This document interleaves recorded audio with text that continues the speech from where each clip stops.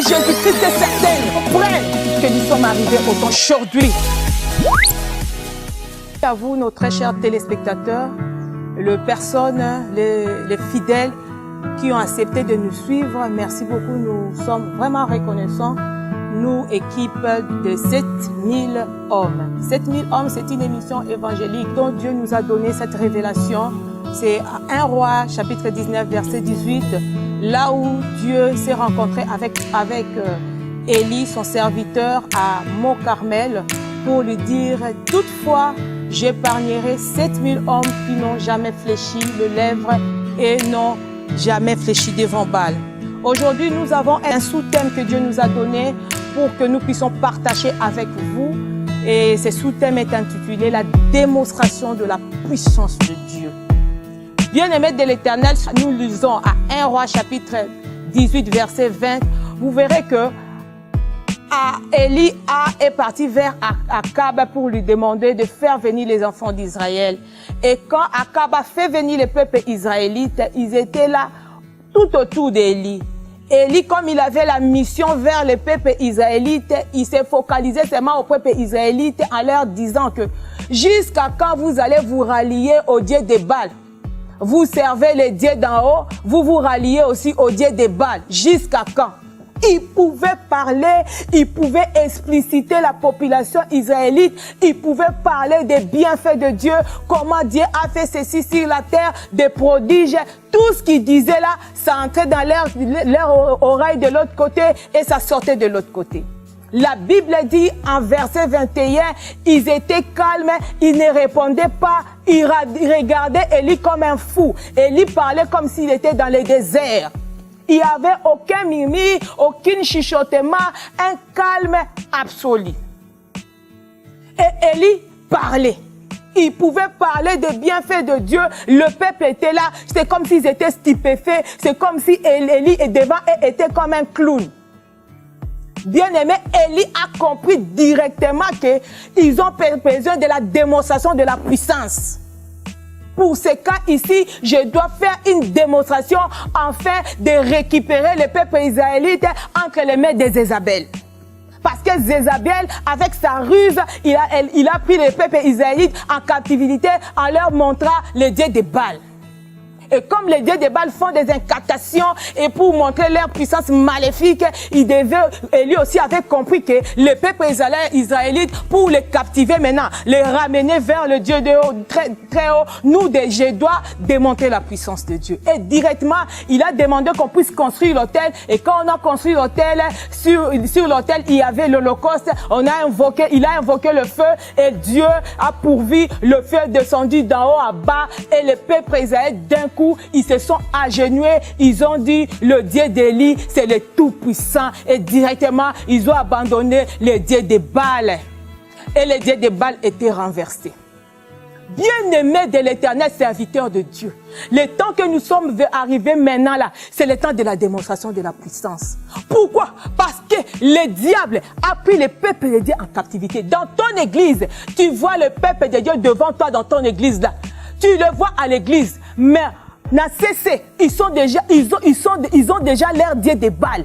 Ils peuvent être là. Tu peux croire que tu as le peuple de Dieu devant toi. Ils suivent ton Dieu. Oui, ils sont en train de suivre ton Dieu, mais ils se sont ralliés au Dieu de Baal. Pourquoi? Parce que tu ne veux pas démontrer la puissance de Dieu. Comment tu es serviteur de Dieu, tu es ministre de Dieu, dans tes mains là, Dieu a déposé une huile et il y a un onction terrible, des miracles et des prodiges démontrent la puissance de Dieu pour arracher le peuple de Dieu entre les mains de Baal. Tu es là calme, tu regardes. Devant le peuple de Dieu, quand tu te lèves là, on connaît déjà ce que tu veux dire. Le peuple de Dieu connaît leur daddy, le peuple de Dieu connaît leur père spirituel, il connaît leur mentor, comment leur mentor est. Alléluia. Élie était un homme esprit. On ne pouvait pas connaître et comprendre Élie si c'est comment. Là où il dormait, on ne pouvait pas comprendre. Il pouvait voir Akab comme ça, il pouvait voir qui que ce soit. Après, quand il tourne le dos, on ne sait plus le voir. Parce qu'Élie, on ne le comprenait pas parce qu'il était esprit.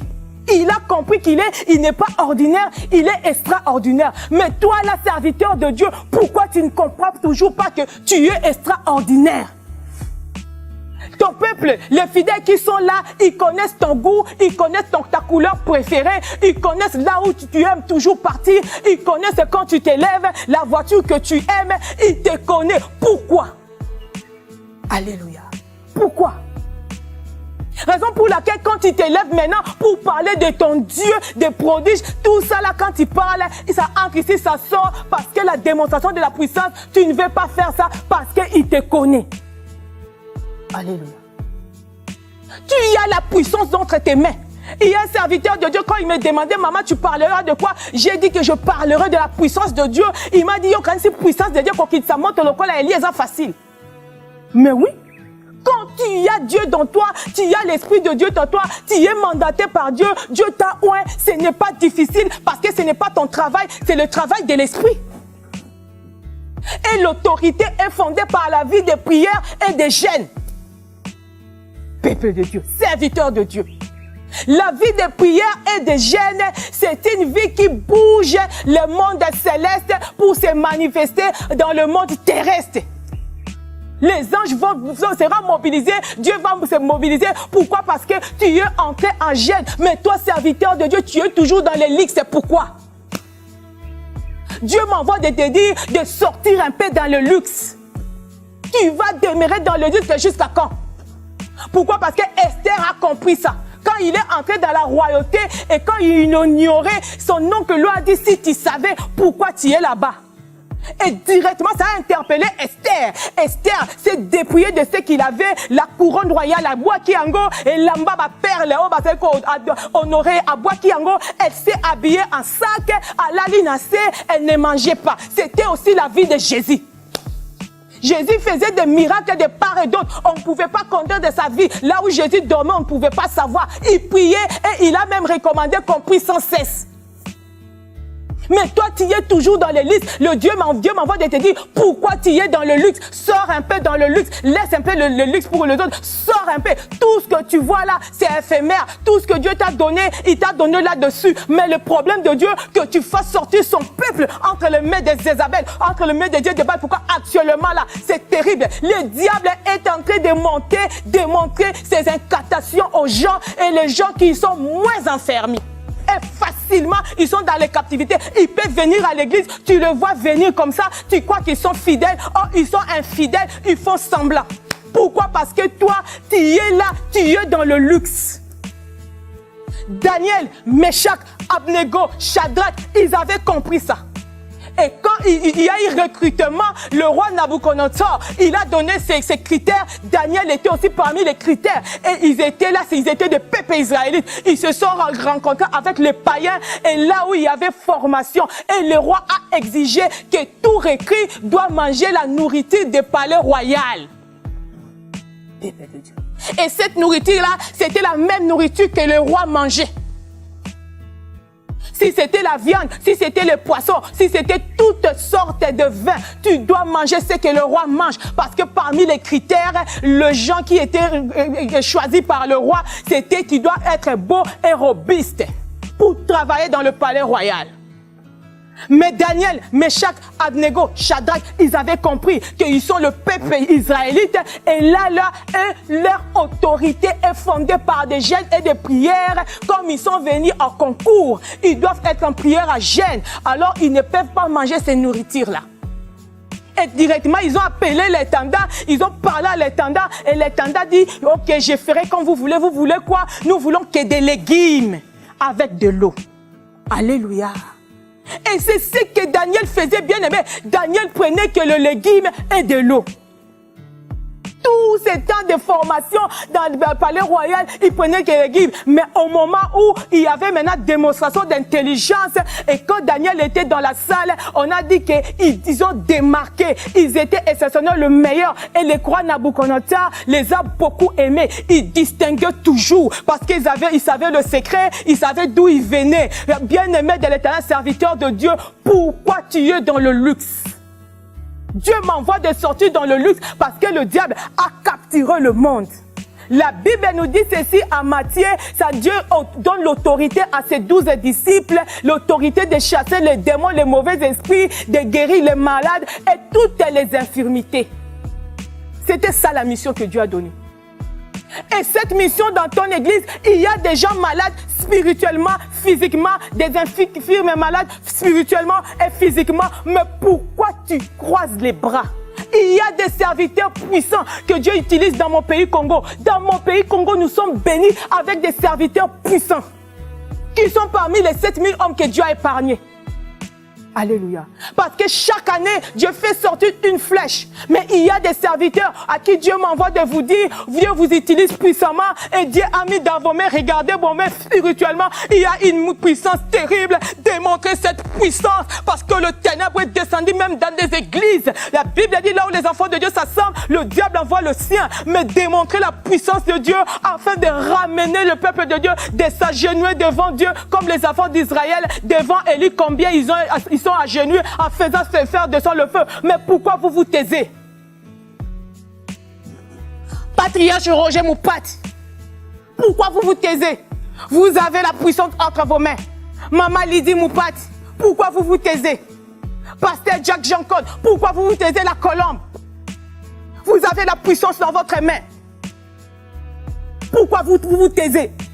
Dieu m'envoie de vous dire de vous lever. Pasteur Jean-Claude, Dieu m'envoie de vous dire, commandant, vous levez-vous. Vous avez la puissance dans la main. De montrer sa puissance afin de ramener le peuple de Dieu vers Dieu.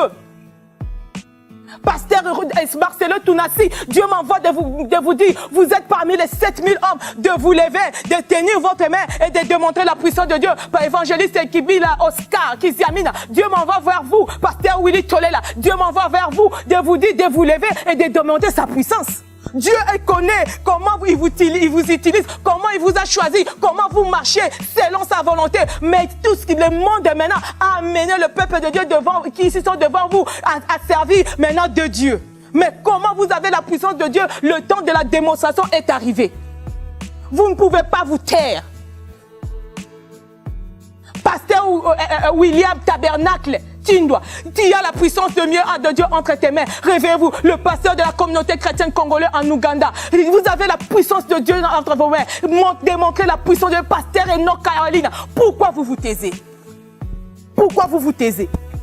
Le temps qui est venu ici, c'est un temps terrible. Que le peuple de Dieu maintenant, il se donne maintenant au Dieu des Baals. De Pierre nous dit ceci, que le manqueur, les gens qui marchent selon leur volonté, selon leur désir, ils sont là pour détourner la foi des enfants de Dieu qui ne sont pas affermis. En leur disant, depuis que Jésus-Christ disait qu'il allait venir, il ne vient pas. Depuis que le monde a été monde, nos ancêtres sont morts. Jusqu'aujourd'hui, cette histoire-là d'arrivée de la venue de Christ, on n'a jamais vu ça. Et quand tu n'es pas affermi, tu entres dans les sacs de ces manqueurs. La Bible dit en 2 Pierre 3, chapitre verset 3 jusqu'à 9, la venue de Jésus-Christ est certaine. De tromper-vous. Élisée avait le double onction. Et quand Naaman venait, Géasi a mené Naaman vers Élisée. Quand on disait à Élisée, il y a un général d'un bataillon, il est dehors, à qui tout le monde respecte. Il a un problème de lèpre. Élisée a dit à Géasi, va lui dire de tomber 7 fois dans l'eau. Et quand on a amené la nouvelle à Naaman, Naaman n'a pas aimé. Il voulait que Élisée venir vers lui, l'embrasse, saute là-dessus, s'agenouille devant lui. Mais Élisée connaissait la puissance qu'il avait. Il avait le double portion de Élie. Il connaissait qu'à démontrer la puissance de Dieu, même quelqu'un qui est incrédule, quelqu'un qui se croit qu'il est comment, mais quand il voit la puissance de Dieu, directement, il change de position. Peuple de Dieu.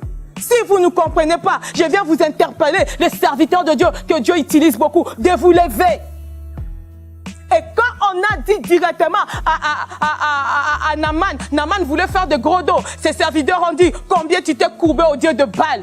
Quand il te demande des choses difficiles, tu les fais. À combien faire de de tomber seulement juste dans l'eau pendant 7 fois? Il était obligé. Parce qu'il a cherché la guérison chez le Dieu de Baal, il n'y avait que des mensonges. Le diable, il n'a que des mensonges, il ne donne rien. C'est à toi, serviteur de Dieu, de ramener les brebis égarées à la bergerie. Car Dieu va dessécher l'onction qu'il a mis dans tes mains. Si tu es là, tu abandonnes le troupeau de Dieu. Dieu a dit à Zacharie, que toi qui es berger, toi qui négliges, tu abandonnes le troupeau. Si tu oses, tu continues, Dieu va dessécher l'onction. Bien-aimé, directement quand Naaman a vu qu'il est devenu comme un bébé la peau, il est revenu vers Élisée. Serviteur de Dieu, sors dans le luxe. Tu es trop luxier, sors dans le luxe. Dieu m'envoie de dire, porte les sacs. Entre dans la vie de jeûne et de prière, car il y a un travail à faire. Il y a un travail dur d'arracher les enfants de Dieu entre les mains des diables, de les amener à la vérité. Dieu m'envoie de vous dire qu'il y a 7000 hommes dans le carquois. Il y a 7000, il y a des flèches dans le carquois. Et il va faire sortir l'une après l'autre. Toi qui ne comprends pas, le temps est venu que Dieu va écarter. Nous sommes au temps de la fin. Tu dois t'élever parce que Jésus-Christ arrive bientôt et sa venue sera terrible, terrible.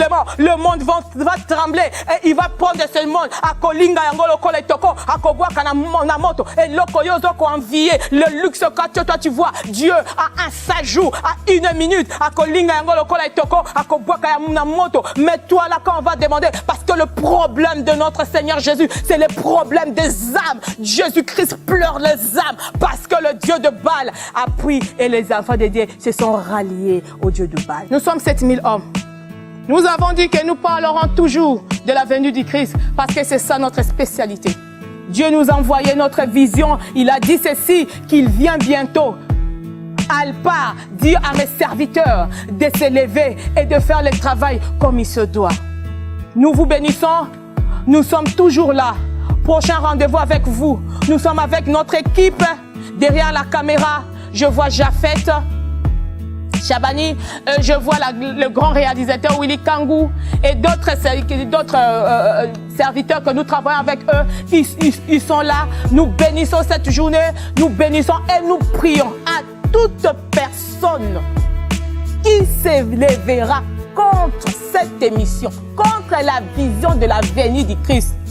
C'est son problème avec Jésus-Christ. C'est pas notre problème.